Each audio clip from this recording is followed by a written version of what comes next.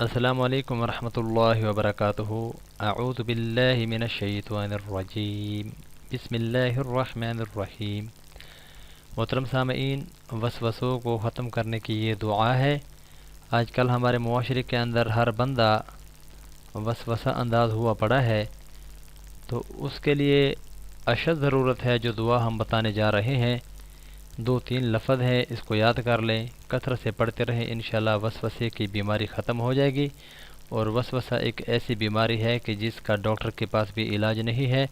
میں امید کرتا ہوں کہ ہم سنت نبی صلی اللہ علیہ وسلم، نبی علیہ الصلوۃ والسلام کی پیاری پیاری سنتیں، دعائیں، ان کے فرمودات، ان کے ارشادات پر عمل کریں گے تو انشاءاللہ اللہ ہم سب کا یہ مسئلہ حل فرمائیں گے۔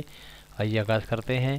حضرت عائشہ صدیقہ رضی اللہ تعالی عنہا سے روایت ہے کہ نبی کریم رؤوف الرحیم صلی اللہ علیہ وآلہ وسلم نے فرمایا کہ جس شخص کو وسوسے آتے ہوں وہ 3 بار یہ دعا پڑھے، صرف 3 بار،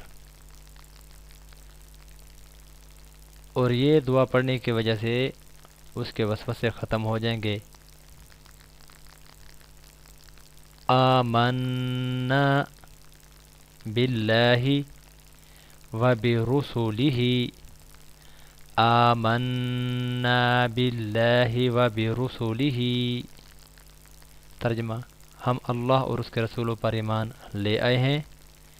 سنن ابی داؤد کتاب و سنہ حدیث نمبر 4761 ہے۔